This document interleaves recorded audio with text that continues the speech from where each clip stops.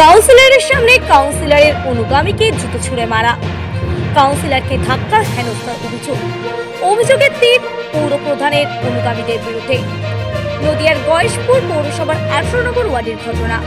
কাউন্সিলরের অভিযোগ, পৌরসভার ওয়ার্ড ছাড়া অবৈধ কাজ করছিল পৌরসভা।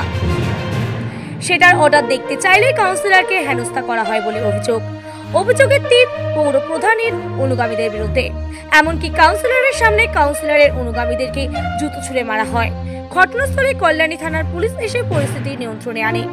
যদিও পৌর প্রধানের দাবি সমস্ত কাজেরই ওয়ার্ক করা রয়েছে, তিনি চাইলেই নিশ্চয় পেয়ে যাবেন তিনি, আর তার বিরুদ্ধে ওঠা সমস্ত অভিযোগকে অস্বীকার করেছেন তিনি।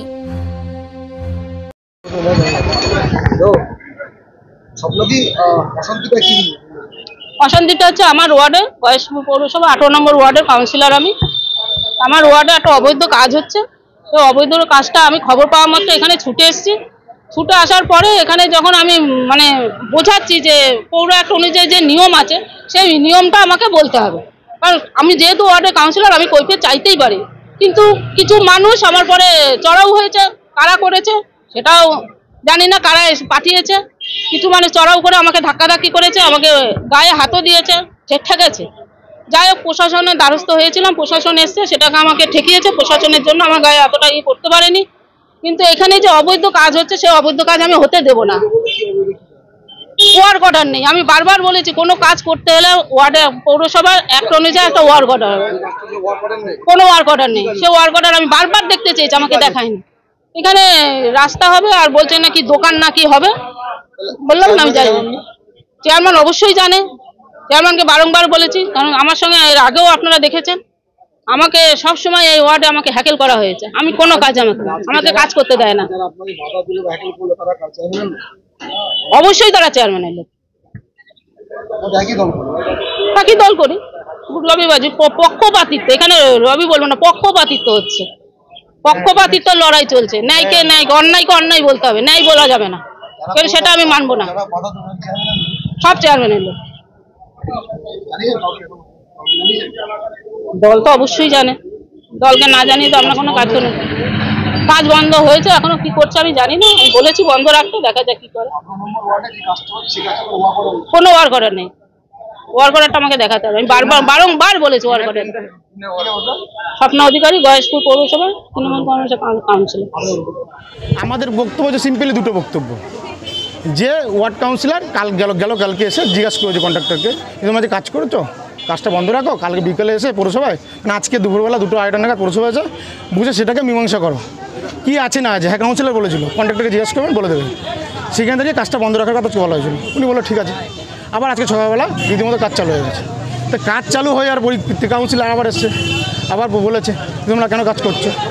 তখন কিছু চেয়ারম্যানের আনুষঙ্গিক লোকরা কাজটাকে, যাদের কীরকম অবৈধ কাজ, কারণ প্রমাণ দিতে পারবে না। তো এত কিছু হওয়ার পরে তো তাহলে একটা ওয়ার্কার দেখালে তো সমস্যা সমাধান হয়ে যেত, সেটাও দেখাতে পারছে না।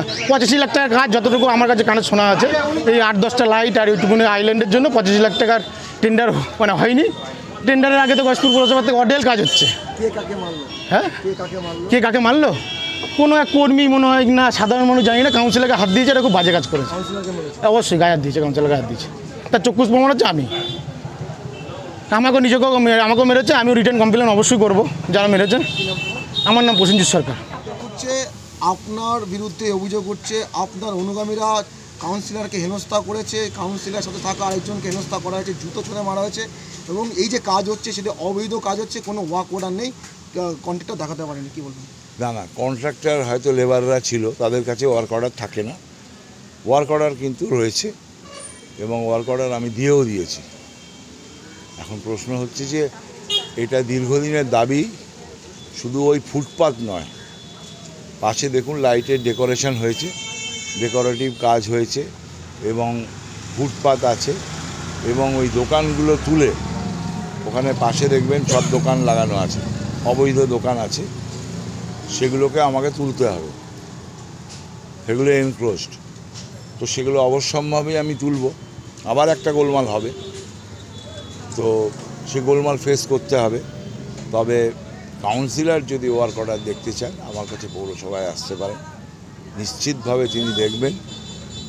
এখন বাদ বাকি যেই ওয়ার্ডের কাজ হচ্ছে সেই ওয়ার্ডের কাউন্সিলরের কাছে ওয়ার্ড অর্ডারের কোনো কপি আসে না মিউনিসিপ্যালিটি থেকে?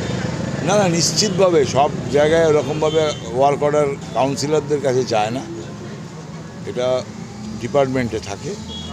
তো এর দায়িত্বে যিনি আছেন তার কাছ থেকে অবশ্যই দেখে নিতে পারে। তবে কি এমন সমস্যা তৈরি হলো যেখানে মিউনিসিপ্যালিটির কাউন্সিলরকে হেনস্থা করা হলো এটা মিউনিসিপ্যালিটির কাজে? দেখুন, এইটা আমি বলতো, আমি তো ছিলাম না জায়গায়। আর দ্বিতীয় কথা হচ্ছে যে মিউনিসিপ্যালিটির কাউন্সিলর সেখানে গেছেন, এখন কাজ বন্ধ করে দেওয়াটা লোকে ঠিক মতো মেনে নেয় না, কারণ এনাদের দীর্ঘদিনের দাবি ছিল এই ঘাটটা বাঁধাতে।